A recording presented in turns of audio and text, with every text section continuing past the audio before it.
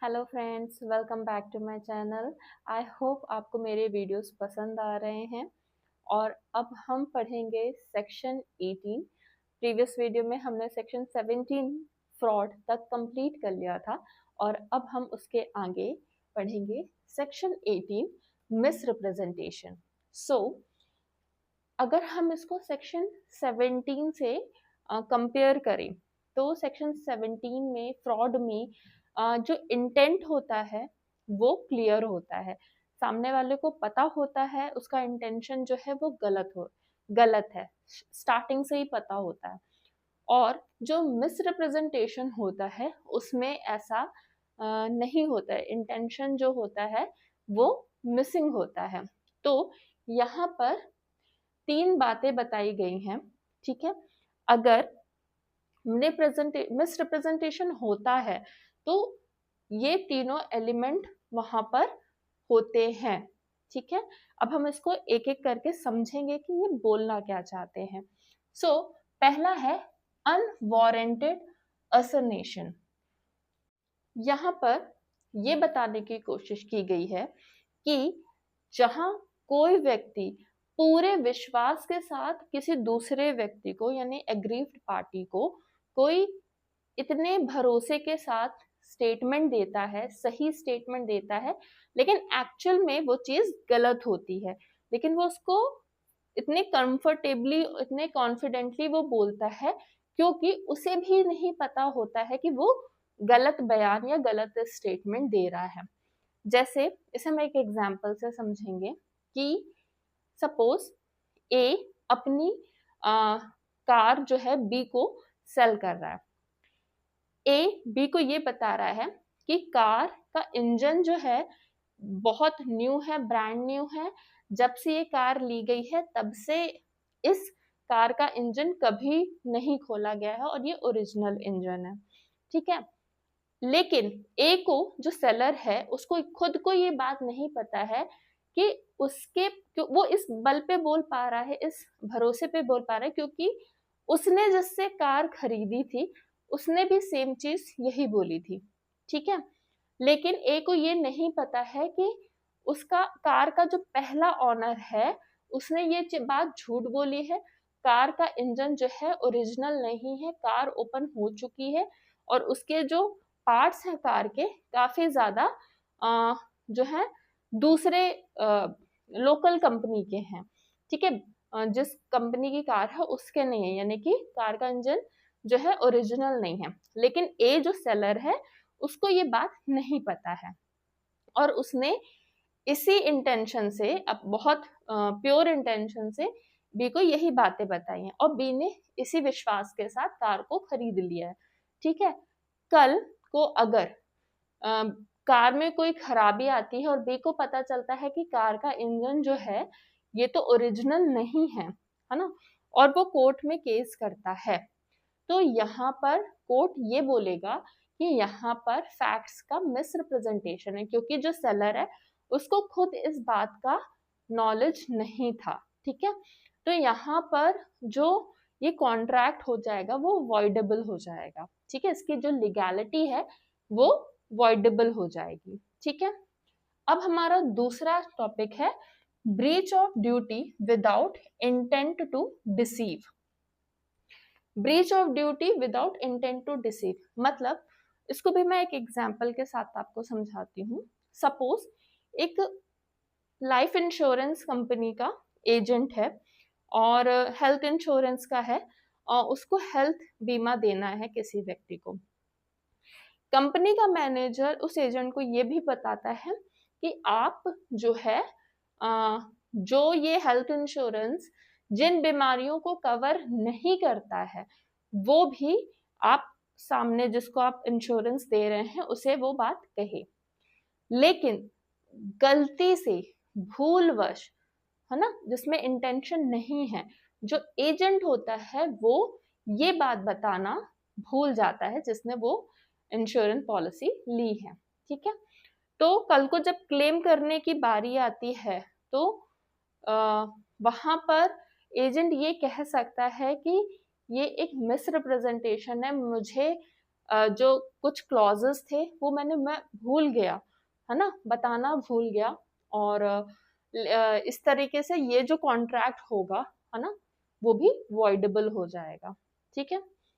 तीसरा हमारा है inducing mistake about subject matter. ठीक है। इसको भी हम समझेंगे कि सब्जेक्ट मैटर मतलब जिस सब्जेक्ट मैटर पर कॉन्ट्रैक्ट हो रहा है। ठीक है। सपोज ए ने बी को एक जो है हॉर्स को बेचा, घोड़े को बेचा। बी को ए पे इतना विश्वास है, उसकी ऑनेस्टी पे इतना विश्वास है कि वो उसको सही घोड़ा देगा। ठीक है। अब ए जो है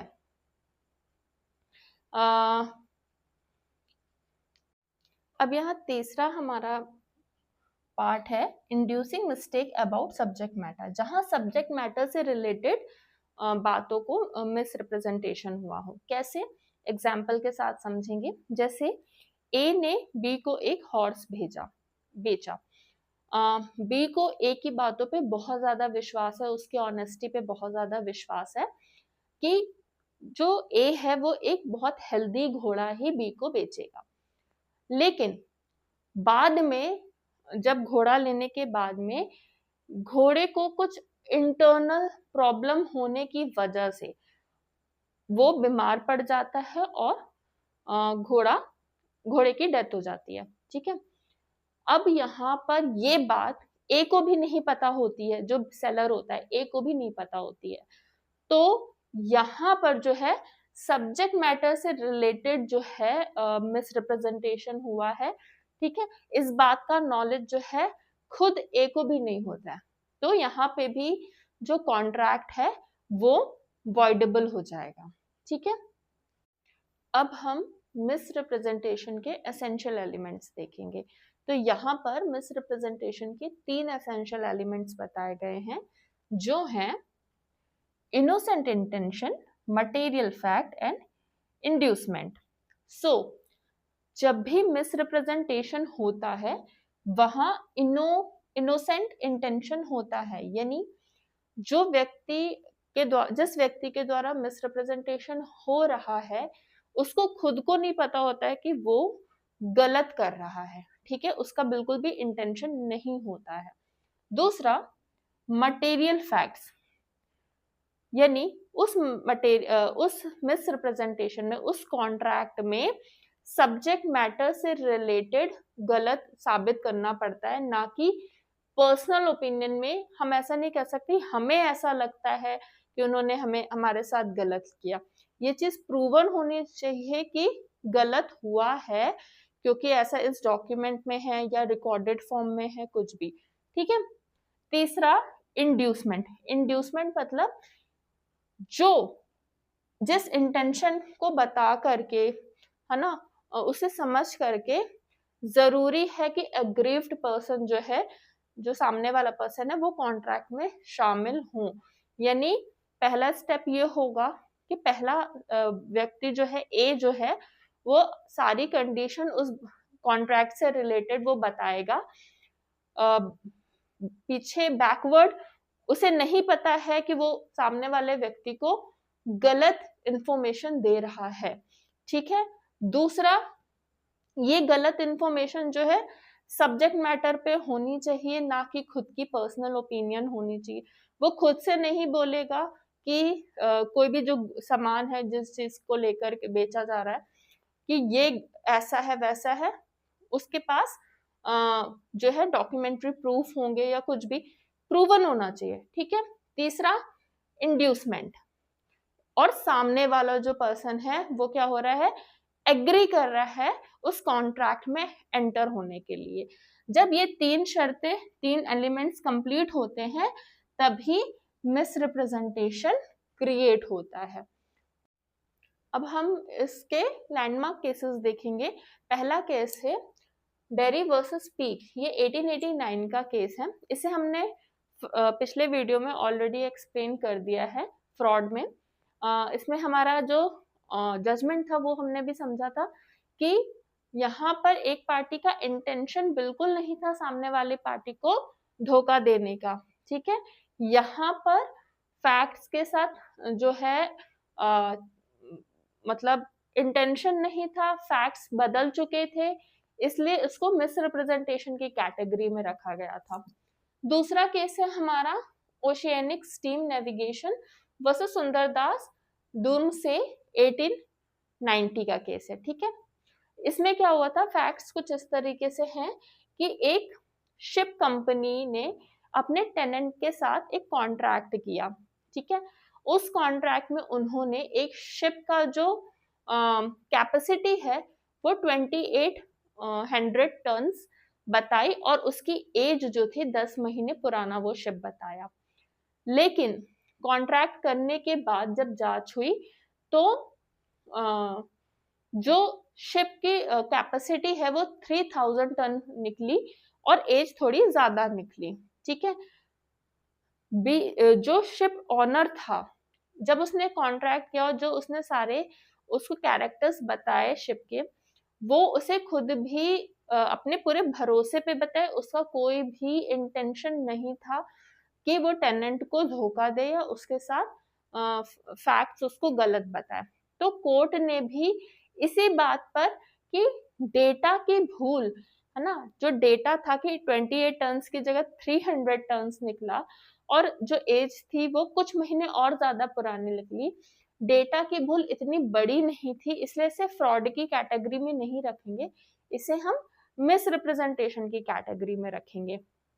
तो यहाँ पर जो दूसरी पार्टी थी, वॉइडेबल होने की वजह से मिसरिप्रेजेंटेशन वॉइडेबल कॉन्ट्रैक्ट हो जाता है, तो वॉइडेबल होने की वजह से सामने वाली पार्टी के पास ऑप्शन आ गया कि वो जो है इस कॉन्ट्रैक्ट को कैंसिल कर सके। अब हम कुछ इंपॉर्टेंट चीजें देखेंगे, सेक्शन 17 और सेक्शन 18 में क्या डिफरेंसेस होते हैं। ठीक है, ये बहुत अच्छा है, इसे अगर आप समझ लेंगे तो आप कंफ्यूज नहीं होंगे कभी भी। 17 और 18 फ्रॉड और मिसरिप्रेजेंटेशन में क्या अंतर होता है। अब हम सेक्शन 17 और सेक्शन 18 में जो है वो डिफरेंस देखेंगे। इसे हम हटा देते हैं। तो सबसे पहला पॉइंट है इंटेंशन। तो क्या सेक्शन 17 जो फ्रॉड है, क्या फ्रॉड में इंटेंशन होता है? हाँ, बिल्कुल होता है, यस। ठीक है, और रिप्रेजेंटेशन सेक्शन 18 में मिसरिप्रेजेंटेशन, क्या इसमें इंटेंशन होता है? नहीं, इसमें इनोसेंट इंटेंशन होता है, मतलब वो हर्ट नहीं करना चाहता है, कैंसिल नहीं करवाना चाहता है। दूसरा है नॉलेज ऑफ ट्रुथ, यानी जो पर्सन कॉन्ट्रैक्ट कर रहा है, प्रपोजल दे रहा है, क्या उसको सच पता होता है जो भी फैक्ट्स वो बोल रहा है? यस, उसको सच पता होता है कि वो गलत इंफॉर्मेशन दे रहा है। यहाँ पर मिसरिप्रेजेंटेशन में सामने वाले पार्टी जो प्रपोजल दे रहा है उसको बिल्कुल भी नहीं पता होता है कि वो सामने वाले पार्टी को झूठे फैक्ट्स बता रहा है। ठीक है, तो यहाँ नॉलेज ऑफ ट्रुथ नहीं होता है। तीसरा, डैमेजेस। फ्रॉड में जब भी जो कॉन्ट्रैक्ट है कैंसिल होता है, ठीक है, तो जो ब्रीच करने पे अगर कंडीशन में लिखा होता है कि उसको जो है डैमेजेस मिलेंगे, साथ ही उस गलत इंफॉर्मेशन देने की वजह से उसका जो डैमेज हुआ है, ठीक है, वो भी उसे मिलेगा। तो यहाँ पे डैमेजेस आप क्लेम कर सकते हो, यस। और यहाँ पर आप डैमेज क्लेम नहीं कर सकते, यहाँ पर सीधे आपका कॉन्ट्रैक्ट कैंसिल बस होता है। ठीक है, यहाँ पर आपका कॉन्ट्रैक्ट भी कैंसिल होगा और आपको प्लस डैमेजेस भी मिलेंगे। नेक्स्ट है एक्सेप्शन। एक्सेप्शन फ्रॉड का क्या होगा कि एक्सेप्शन में हम देखें तो फ्रॉड में आपने जो भी बातें, जो भी फैक्ट सामने वाली पार्टी को बताए हैं, बाद में आप उसके लिए डिफेंस नहीं ले सकते, क्योंकि आपका प्योर इंटेंशन होता है सामने वाले को धोखा देने का। तो यहाँ पर नो डिफेंस, ठीक है, आपके पास ऑप्शन नहीं होता है। दूसरा, मिस रिप्रेजेंटेशन में क्या होता है कि आप के पास मौका होता है कॉन्ट्रैक्ट में एंटर होने के पहले कि जो सामने वाला फैक्ट बता रहा है, आपके पास ऑप्शन होता है आप उसकी जांच कर लो। सपोज ए बी को कार बेच रहा है और ए ने ये कहा कि मेरी जो कार है वो 20 किलोमीटर पर एवरेज उसका एवरेज देती है। तो बी के पास कॉन्ट्रैक्ट में एंटर करने के पहले उसके पास मौका होता है कि वो या तो टेस्ट ड्राइव लेके चेक कर ले, या किसी मैकेनिक के थ्रू जांच करवा ले, उसकी रिपोर्ट के थ्रू पता कर ले कि कितना एवरेज देती है ना। तो यहाँ पर जो है उसके पास ऑप्शन रहता है कि वो कॉन्ट्रैक्ट में एंटर करे कि ना करे। और अगर उसने जांच करवा ली उसके बावजूद भी वो कॉन्ट्रैक्ट में एंटर करता है तो बाद में उसको कोई रेमेडी नहीं मिलती है। तो यहाँ पे भी एक्सेप्शन में नो रेमेडी उसे मिलेगी, है ना, अगर उसे ट्रुथ पता है। ठीक है, तो ये था सेक्शन 17 और सेक्शन 18 में डिफरेंसेस। तो हमने सेक्शन 18 मिस रिप्रेजेंटेशन में हमने क्या क्या चीजें पढ़ी, हमने की फैक्ट्स पढ़े, दूसरा हमने एसेंशियल एलिमेंट्स पढ़े, हमने लैंडमार्क केसेस देख लिए, और हमने सेक्शन 17 और 18 के बीच में क्या डिफरेंसेस हैं वो भी हमने देख लिए हैं। सो फ्रेंड्स, आई होप आपको आज का लेक्चर पसंद आया होगा। आज के लेक्चर हम शॉर्ट एंड स्वीट रख रहे हैं, सेक्शन 17 बस। नेक्स्ट लेक्चर जो है हमारा मिस्टेक पे होगा, तो वो थोड़ा लेंदी हो सकता है। तो प्लीज़ मेरे वीडियो को लाइक करें, चैनल को सब्सक्राइब करें and share it with your friends, अच्छे अच्छे कमेंट्स करें। Thank you friends.